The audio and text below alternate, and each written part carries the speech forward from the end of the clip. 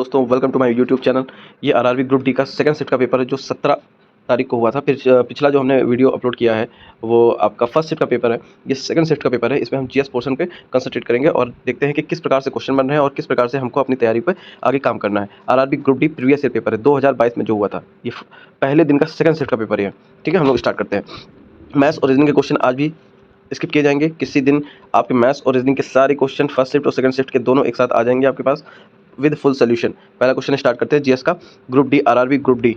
Okay, Mawsynram पृथ्वी पर सबसे अधिक आर्द्र स्थान है और यह में स्थित है। यहाँ पे पहाड़ियों की बात की जाए, अगर राज्य की बात की जाए तो ये मेघालय में पड़ता है मौसिनराम। ठीक है, तो ये मौसिनराम में कौन सी पहाड़ियाँ हैं? खासी की पहाड़ियाँ हैं। तो आपका आंसर कौन सा हो जाएगा? फोर्थ ऑप्शन हो जाएगा।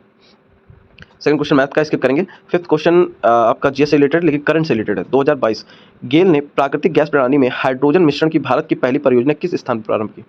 ये आपकी इंदौर में प्रारंभ की गई थी, 2022 का है। इसका मतलब आपको करंट पे भी फोकस करना है। एक दो क्वेश्चन आपके करंट से भी मिलेंगे, तो करंट को भी ध्यान में रखते हुए हम लोग आगे पढ़ेंगे। एक बात ध्यान रखेंगे, जैसे ही हमारे प्रीवियस ईयर पूरे हो जाएंगे, जितने भी क्वेश्चन प्रीवियस ईयर के हम सारे कराऊंगा, और जैसे ही पूरे हो जाएंगे, मैं मेरे पास बहुत अच्छे प्रैक्टिस सेट मैं बनवा रहा हूँ अपनी टीम से, वो आपको आप तक पहुँचाए जाएंगे वीडियो के माध्यम से। तो इसका आंसर हो जाएगा कहाँ पर परियोजना चलाई गई थी? इंदौर में चलाई गई थी। ठीक है, मैथ्स और रीजनिंग के क्वेश्चन लीव कर रहे हैं, स्किप कर रहे हैं। किस कारकों ने वैज्ञानिकों को तत्वों के वर्गीकरण की ओर अग्रसर किया? तत्वों के वर्गीकरण की तरफ क्यों अग्रसर किया वैज्ञानिकों को? क्योंकि ऑप्शन है तत्वों के संश्लेषण की विभिन्न विधियां, उनके संश्लेषण की विभिन्न विधियां। ठीक है, तत्वों में पाई जाती है, विभिन्न विभिन्न संश्लेषण की विधियां होंगी उनकी, उनको अलग करने के लिए, उनको संश्लेषित करने के लिए। सेकंड ऑप्शन है तत्वों के विभिन्न स्रोत कहाँ कहाँ से मिले, विभिन्न स्रोत की बात हो रही है, उनकी वजह से उनको कैटेगराइज किया गया। तत्वों के विभिन्न गुण, उनके विभिन्न क्वालिटीज़ के कारण उनको वर्गीकरण किया गया। तो इस हिसाब से देखा जाए तो ये तीनों पॉइंट सही लग रहे हैं, तीनों पॉइंट सही लग रहे हैं। इन्हीं के आधार पे ही तो वर्गीकरण किया गया। अगर ये आधार ना हम लोग माइंड में रखते तो उनको वर्गीकरण ना करते, उनके वेट के आधार पे ना रखते, सीधा रखते चले जाते। उनके गुण के, उनकी क्वालिटीज़, उनकी मेटलिक क्वालिटीज़, उनकी नॉन मेटलिक क्वालिटीज़ के आधार पे ना रखते, एक लाइन से लगाते हुए चले जाते। वर्गीकरण कर दिया गया तो हम लोगों को थोड़ा आसान होता है पढ़ने में। ठीक है, इसका तीनों सही है हमको लग रहा है। हाँ, तीनों सही है।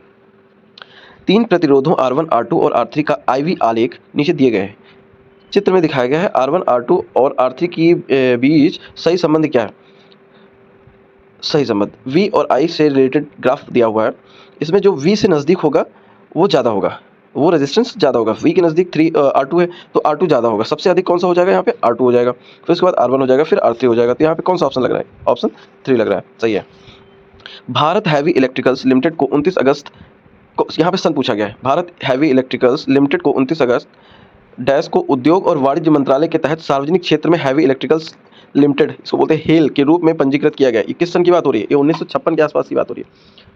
ये 1956 की बात हो रही है, बिल्कुल 29 अगस्त 1956, Bharat heavy electricals limited, hello, 1956, याद रखेंगे। आगे बढ़ते हैं। मनुष्य के पाचन तंत्र में होने वाली कौन सी क्रिया गंदगी पर साबुन की पायसीकरण क्रिया के समान है? पायसीकरण क्रिया में क्या होता है? साबुन जो इम्प्योर पार्टिकल्स होते हैं, साबुन उसको, उन इम्प्योर पार्टिकल्स को छोटे छोटे टुकड़ों में विभाजित करके उसको नष्ट करने का, बहुत नष्ट करती है। तो इसमें देखना है, पहला ऑप्शन है पित्त लवण बड़ी वसा कणों को छोटे छोटे कणों में तोड़ती है। ऑप्शन तो यही लग रहा है, बाकी देख लेते हैं, एक बार पढ़ लेते हैं। पित्तरस एंजाइम स्टार्च के पाचन में मदद करते हैं, नहीं। पित्तरस अम्लीय माध्यम प्रदान करते हैं, नहीं, उससे पायसीकरण से कोई रिलेशन नहीं है। पित्तरस क्षारीय माध्यम प्रदान करते हैं, कोई मतलब नहीं है। पहला ऑप्शन इसका बिल्कुल सही लग रहा है। पित्त लवण बड़ी वसा कणों को छोटे छोटे टुकड़ों में तोड़ती है, ठीक है, जिससे वो एब्जॉर्व कर सके। और साबुन के पायसीकरण में क्या होता है? वो गंदगी को छोटे छोटे टुकड़ों में तोड़ती है, जिससे वो नष्ट हो सके। ठीक है, एक गोलाकार दर्पण के फोकस और वक्रता के बीच, किसके बीच? फोकस और वक्रता के बीच की दूरी, फोकस और वक्रता के बीच की दूरी पूछी गई है, ठीक है, और त्रिज्या R। तो ये क्या हो जाएगा? फोकस और वक्रता के बीच की दूरी R/2 हो जाएगी। रीजनिंग मैथ्स के क्वेश्चन हम स्किप कर रहे हैं, ध्यान रहेगा। ये किसी भी दिन आपकी IDNPY कोचिंग संस्था के द्वारा ये अपलोड कर दिया जाएगा आपके YouTube चैनल पर, इसलिए आप लोग फटाफट इस चैनल को सब्सक्राइब कर लें, जिससे आपको वीडियो मिलने में और वीडियो के फुल सोल्यूशन में मिलने में आपको कोई प्रॉब्लम ना हो। ठीक है, बढ़ते हैं आगे अगले क्वेश्चन की तरफ। जब सूखे बुझे चूने का क्लोरीनीकरण होता है तो मुख्य उत्पाद के रूप में बनेगा, क्या बनेगा? बुझे हुए चूने का क्या होगा? क्लोरीनीकरण, ठीक है, तो क्या उत्पाद मिलेगा? कैल्शियम ऑक्सीक्लोराइड मिलेगा। क्या मिलेगा? Calcium oxychloride. ठीक है, सिंपल सी बात है। अगर यहाँ पे ऑप्शन से ही आपको निकालना हो तो क्लोरीन अगर मिलाया जा रहा है किसी चीज़ में तो क्लोरीन तो मिलेगा। तो आपको यहाँ पे सेकंड ऑप्शन दिख रहा है। रीजनिंग की तरफ नहीं देखेंगे, ठीक है। ये देखिए, करंट से रिलेटेड क्वेश्चन, करंट भी आपको पढ़ने पड़ेंगे, कम से कम 2 क्वेश्चन हमको यहाँ मिल चुके हैं। संयुक्त राष्ट्र विकास परिषद UNDP द्वारा 2021 में जारी रिपोर्ट के अनुसार मानव विकास सूचकांक 2022 में भारत का कौन सा स्थान था? 2020 में कौन सा स्थान था और रिपोर्ट कब आई 2021 में। ऐसा ही होता है अक्सर, पिछले साल का अगले साल आती है रिपोर्ट, ठीक है। तो 2020 और 21 से रिलेटेड अगर क्वेश्चन आएगा तो ये है, तो इसको याद करने की आवश्यकता नहीं, बस हम इसका आंसर जान लेंगे। 131वें स्थान पर था, लेकिन हमको पढ़ना क्या है, हमको इस सत्र 2024 की रिपोर्ट हमको जाननी है, 2025 में आएगी जो। ओके, संघाई हिरण एक स्थानिक प्रजाति है जो निम्नलिखित में से किस भारतीय राज्य में पाई जाती है। संघाई हिरण, संघाई हिरण कहाँ पाया जाएगा, संघाई हिरण मणिपुर में मिलता है, संघाई हिरण मणिपुर में पाया जाता है।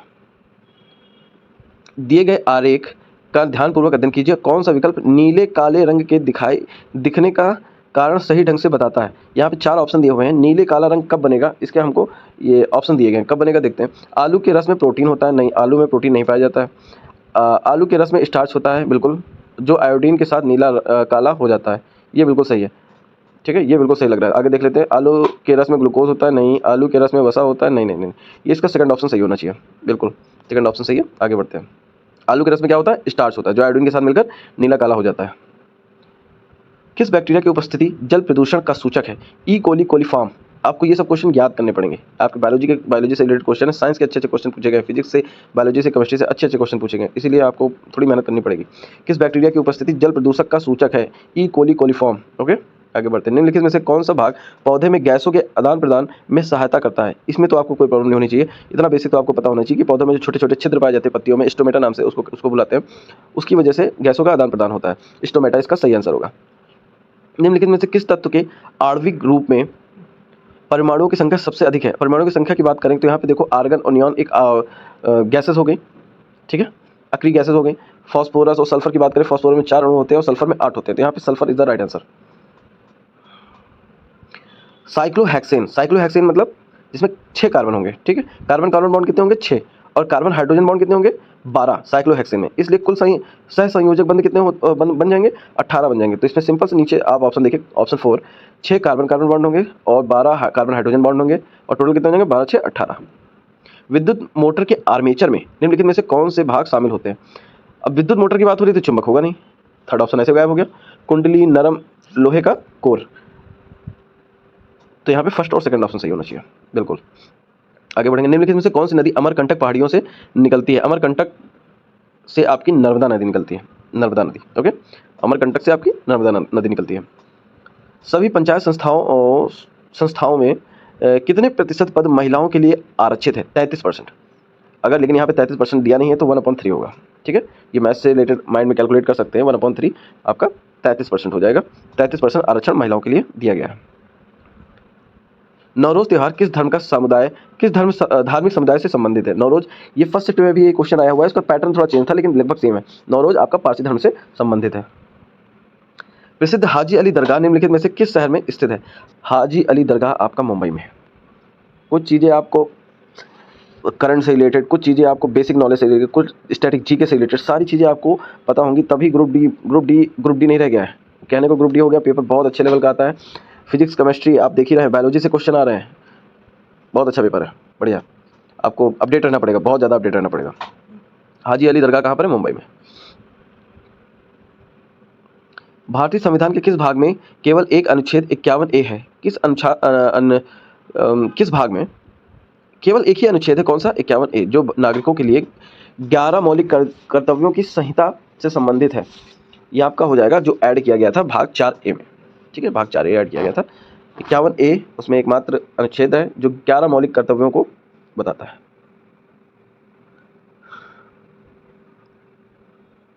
मैथ्स, रीजनिंग, ये हम लोग इस सीरीज में नहीं देख रहे हैं, उसके लिए मैथ्स और रीजनिंग की अलग सीरीज चला दूंगा, जिसमें सारे ग्रुप डी के जितने भी मैथ्स और रीजनिंग के क्वेश्चन है मैं सब बता दूंगा फटाफट। अगला क्वेश्चन देखते हैं, भारतीय संग्रहालय अधिनियम किस वर्ष पारित किया गया। 1910 में पारित किया गया। भारतीय संग्रहालय अधिनियम 1910 में पारित किया गया, ठीक है। चुंबकीय क्षेत्र के अंदर रखे धारावाही चालक पर बल ज्ञात करने के लिए उपयोग किए जाने वाले फ्लेमिंग के बाएं हाथ के नियम के अनुसार अंगूठा और तर्जनी क्रमशः डैश और डैश की दिशाओं को दर्शाते हैं। आपको फ्लेमिंग के लेफ्ट हैंड रूल्स के बारे में पता होगा, नहीं पता तो ध्यान रखेंगे। जो थंब है, अंगूठा है, वो फोर्स को यानी बल को बताता है, और जो तर्जनी है वो चुंबकीय क्षेत्र को बताता है, ठीक है, और जो मिडिल फिंगर है वो विद्युत धारा की दिशा को बताता है, ठीक है। तो यहाँ से हमको कौन सा आंसर दिख रहा है, धारा की बात नहीं हो रही है क्योंकि मिडिल फिंगर में धारा प्रवाहित होती है, तो आपका थर्ड ऑप्शन दिख रहा है, बिल्कुल ठीक। अंगूठा आपका बल, याद रखेंगे, फोर्स की बात होगी, अंगूठे से ज़्यादा फोर्स लगेगा माइंड में अगर याद करने के लिए है तो फ्लेमिंग लेफ्ट हैंड रूल, तो अंगूठे से ज़्यादा फोर्स लगा सकते हैं हम लोग तो बल, और चुंबकीय क्षेत्र उसके बगल वाली तर्जनी से और मिडिल फिंगर से विद्युत की धारा का डायरेक्शन पता करते हैं, बताता है ये फ्लेमिंग के लेफ्ट हैंड रूल द्वारा। यदि ये तो रीजनिंग का क्वेश्चन है, इसको सॉल्व करना पड़ेगा, इसको हम आपसे जल्द ही रूबरू होंगे मैथ्स और रीजनिंग को लेकर। गुर्दे में मूत्र का निर्माण निम्नलिखित में से किस क्रम में 3 प्रक्रियाओं में शामिल होता है? सबसे पहले क्या होगा गुर्दे में? निस्पंदन होगा, फिल्ट्रेशन होगा, क्या होगा? फिल्टर होगा, ठीक है। फिर चयनात्मक पुनः अवशोषण होगा, फिर उसमें पुनः अवशोषण होगा, फिर निष्कासन होगा। ये नहीं होता है कि सीधा सीधा आपने पानी पिया वो आपका निष्कासित हो गया मूत्र के द्वारा, नहीं, पहले फिल्टर करेगा, फिर पुनः अवशोषण करेगा, फिर निष्कासन करेगा। इसलिए यहाँ पे ऑप्शन कौन सा लग रहा है? सेकंड, बिल्कुल सही। निम्नलिखित में से कौन सा राज्य प्रमुख भाषा युग्म गलत सम्मिलित किया गया है? इसमें से राज्य दिए हुए हैं, उनकी भाषाएं दी हुई हैं, इसमें पूछा गया कौन सा गलत है। आंध्र प्रदेश की भाषा जो है तेलुगु है, बिल्कुल सही है। मणिपुर की मैतई, मेघालय की खासी अभी इससे रिलेटेड भी क्वेश्चन था, खासी पहाड़ियाँ कहाँ है? मेघालय में, ठीक है, वहाँ पे मासिन राव, जहाँ पे बहुत ज़्यादा बारिश होती है, सर्वाधिक बारिश होती है भारत में। और केरल कन्नड़, केरल में मलयालम भाषा बोली जाती है, कन्नड़ नहीं बोली जाती है, यही ऑप्शन गलत है, केरल में मलयालम बोली जाती है, ठीक है। निम्नलिखित में से कौन सा अलैंगिक प्रजनन का उदाहरण नहीं है? कौन कौन से, पहले इसमें अगर देख लो तो अलैंगिक प्रजनन के कौन कौन से उदाहरण हैं? मुकुलन है, विखंडन है, ग्राफ्टिंग एक टेक्निक है जिसमें पेड़ों को बीच से, पेड़ों के तनों को, मतलब जो स्मॉल छोटे छोटे पौधे होते हैं उनको, मतलब 2 अलग अलग प्रजातियों को मिक्स किया जाता है, उसकी कलम को काटा जाता है और फिर दूसरे कलम में लगाया जाता है। कई बार आपने देखा होगा आम की डिफरेंट प्रजातियों को एक बनाने, मतलब डिफरेंट प्रजाति उत्पन्न करने के लिए 2 अलग अलग कलम को जोड़ा जाता है, ठीक है। तो ये आपकी अलैंगिक प्रजनन नहीं है, बिल्कुल नहीं, बाकी आपका अलैंगिक प्रजनन है, ग्राफ्टिंग नहीं होगा। उपभोक्ता अधिकारों के संदर्भ में, ठीक है, कोपरा का पूर्ण रूप क्या है? कोपरा आपका कंज्यूमर प्रोटेक्शन एक्ट है। क्या है? Consumer protection act. तो यहाँ पे प्रोटेक्शन एक्ट मतलब अधिनियम, यहाँ आपका थर्ड ऑप्शन दिख रहा है, उपभोक्ता संरक्षण, प्रोटेक्शन संरक्षण, ठीक है।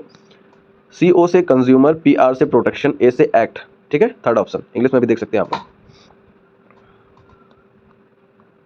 कार्बन के इलेक्ट्रॉनिक विन्यास में निम्न सम्मिलित कोषों की कुल संख्या कितनी होती है? कार्बन में आपको पता है 6 इलेक्ट्रॉन्स होते हैं, अगर उनको डिवाइड करें कोषों में तो 1s2, और दूसरे बॉक्स में 1s2 और 2s2, sorry 1s2 first box में, सेकंड बॉक्स में 2s2 और 2p2।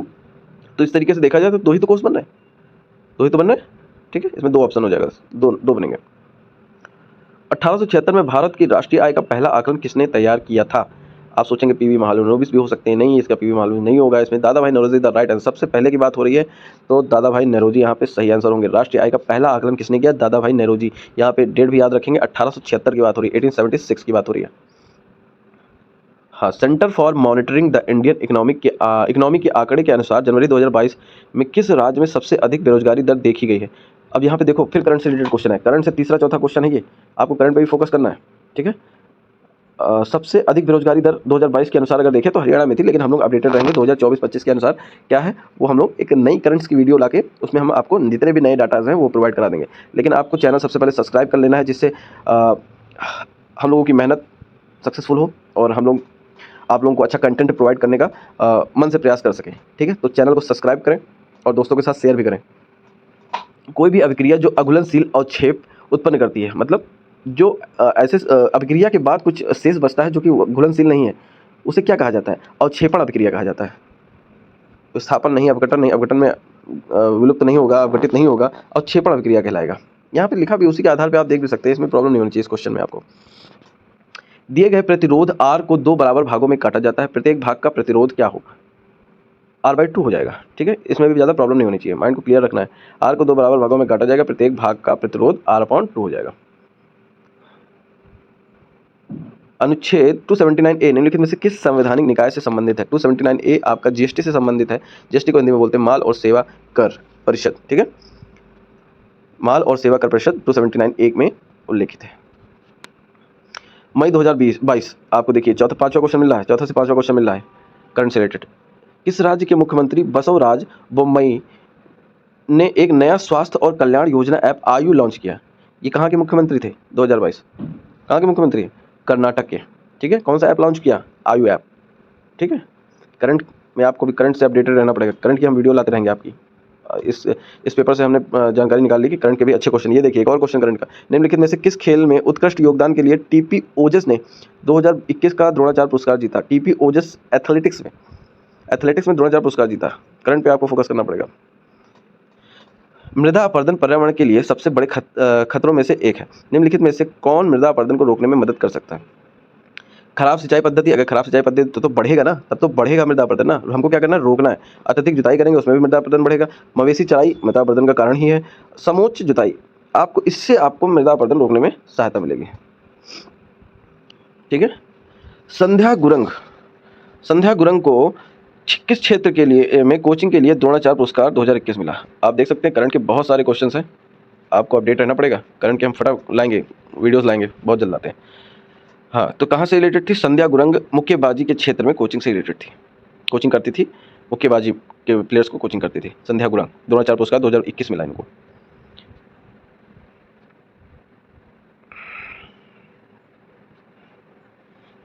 हम लोग रीजनिंग और मैथ्स के क्वेश्चन नहीं देख रहे हैं, ये क्वेश्चन हम लोग देखेंगे जरूर, और बहुत जल्द एक नई सीरीज लाके बहुत जल्द देखेंगे। लेकिन एक इस सीरीज़ में जो चल रहा है, ये सेकंड वीडियो है, इस सीरीज़ में सिर्फ जीएस पोर्शन को फॉलो अप करेंगे।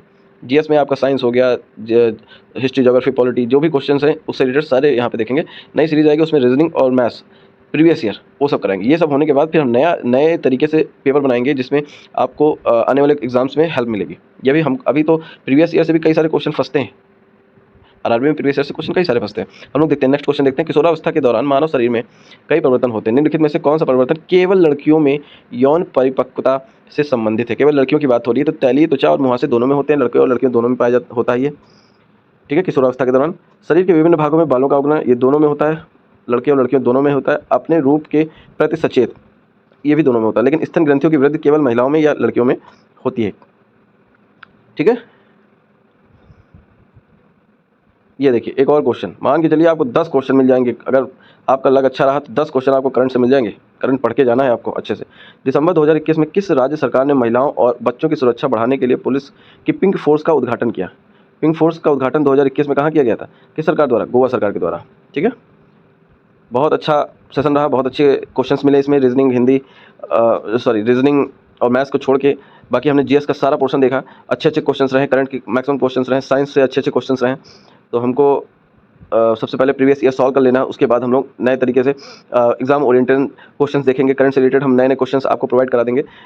इसके लिए आप लोग सबसे पहले चैनल को सब्सक्राइब कर लीजिए, लाइक कर लीजिए और वीडियो को अपने दोस्तों के साथ शेयर कीजिए, जिससे हमें भी बल मिलते रहे और हम अच्छे से काम करते रहें आप लोगों के लिए।